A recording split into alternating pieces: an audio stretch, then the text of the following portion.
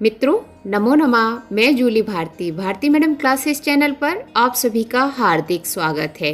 मित्रों, आज हम आपके लिए लेकर आए हैं भर्तृहरि द्वारा रचित नीति शतकम के श्लोक 2 का वाचन, गायन एवं अर्थ। मित्रों, यदि चैनल पर पहली बार आए हैं तो भारती मैडम क्लासेस चैनल को सब्सक्राइब करें।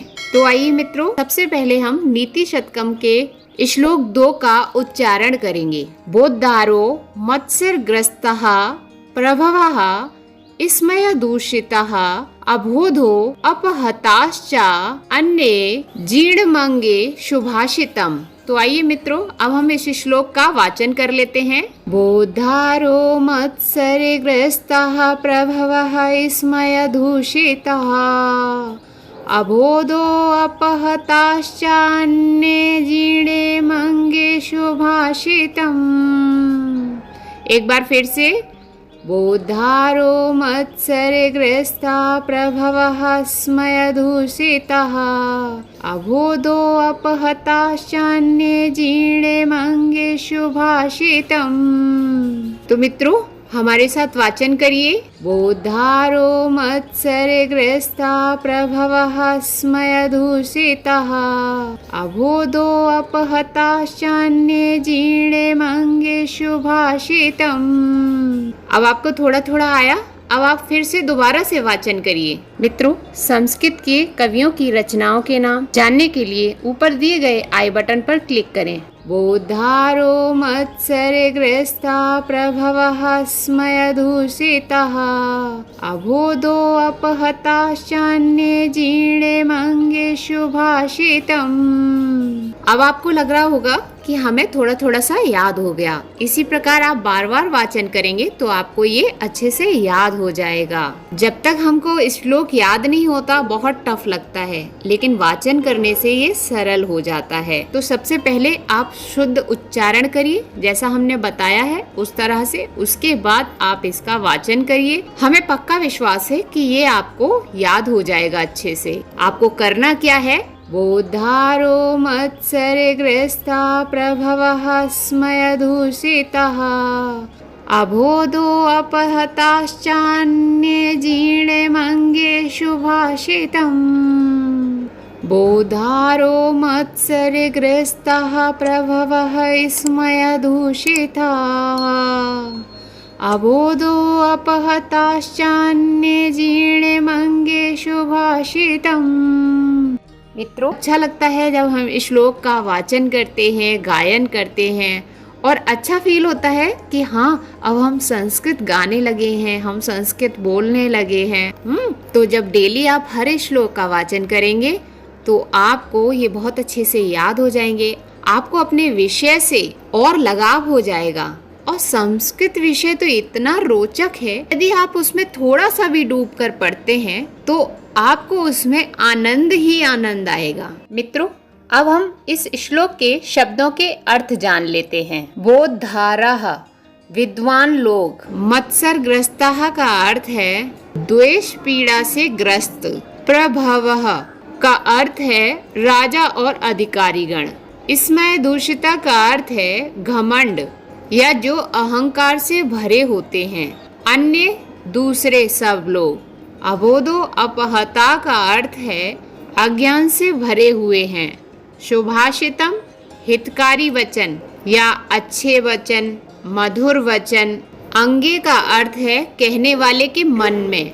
जीर्णम का अर्थ होता है मर गए हैं। मित्रों, संस्कृत के महाकाव्यों की कहानियाँ, कथाएं हिंदी में सुनने के लिए ऊपर दिए गए आई बटन पर क्लिक करें। मित्रों, अब हम इस श्लोक का अर्थ समझ लेते हैं। कवि कह रहे हैं कि विद्वान जन द्वेष और ईर्ष्या से ग्रस्त हैं।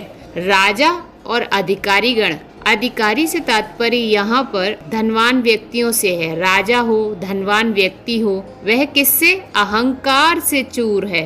अभी आपने देखा ना, स्मयदूषिता।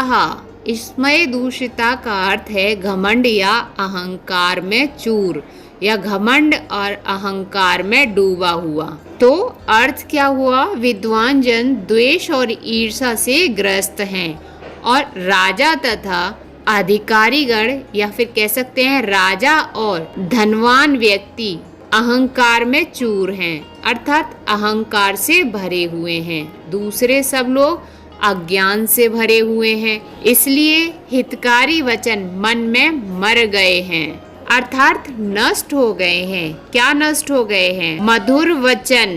तो आपको अर्थ स्पष्ट हो गया। इस संसार में जितने लोग हैं वह विद्वान हैं, किंतु वह एक दूसरे से ईर्ष्या करते हैं, नफरत करते हैं और उस नफरत से भरे हुए हैं, नफरत से ग्रस्त रहते हैं हमेशा। और वे दूसरों के प्रिय वचनों को, मधुर वचनों को सुनना नहीं चाहते। इसीलिए तो विद्वान जन अन्य लोगों से ईर्ष्या करते हैं और वे दूसरों के प्रिय वचनों को सुनते नहीं हैं और ना ही सुनना चाहते हैं। धनवान व्यक्ति हो या राजा हो, वो घमंड के कारण किसी के मधुर वचन नहीं सुनना चाहता है, और बाकी जितने लोग हैं वो सब अज्ञानता के कारण किसी का मधुर वचन सुनना ही नहीं चाहते। तो इसीलिए कवि कह रहे हैं कि इस प्रकार के लोगों को उपदेश देना बेकार है, सुभाषित वचन बोलना बेकार है। इन सभी कारणों से आज भी सुभाषित वचन कवि के अंदर, उसके हृदय में ही छुपे हुए हैं। उन्हें बाहर व्यक्त होने का, बाहर कहने का कवि को अवसर ही नहीं मिल रहा कि वो किसके सामने इन मधुर वचनों को कहे, इन मधुर बातों को, अच्छी बातों को किसके सामने कहे। तो इन लोगों को उपदेश देना तो बेकार है, मधुर वचन बोलना बेकार है, क्योंकि उनको इसका महत्व ही नहीं पता, वह सुनना ही नहीं चाहते। तो कवि सोच रहे हैं कि मैं किसके सामने अपने हृदय की बात कह दूं, किसको अपने मधुर वचन सुना दूं, मुझे तो कोई अवसर ही नहीं मिल रहा। इन सभी कारणों से आज भी सुभाषित कवि के हृदय में, मन में छुपे हुए हैं और बाहर व्यक्त करने का कवि को मौका ही नहीं मिलता। तो मित्रों, आज की क्लास यदि आपको पसंद आई है तो वीडियो को लाइक करें, शेयर करें, साथ ही साथ नीचे कमेंट बॉक्स में कमेंट करके अवश्य बताएं कि आपको आज की क्लास कैसी लगी। साथ ही साथ इसी प्रकार की क्लास देखने के लिए भारती मैडम क्लासेस चैनल को सब्सक्राइब करें, बेल आइकन बटन दबाकर ऑल पर क्लिक करें, जिससे कि हमारे नए वीडियोस के नोटिफिकेशंस आप तक पहुंच सकें। मित्रों, संस्कृत के सभी महाकाव्य, नाटक, उपन्यास, गीति काव्यों की कथा एवं कहानियां हिंदी में सुनने के लिए नीचे दिए गए डिस्क्रिप्शन बॉक्स के प्लेलिस्ट के लिंक पर क्लिक करें। मित्रों, आज की क्लास देखने के लिए बहुत बहुत धन्यवाद। फिर मिलते हैं इसी प्रकार की एक नई क्लास के साथ।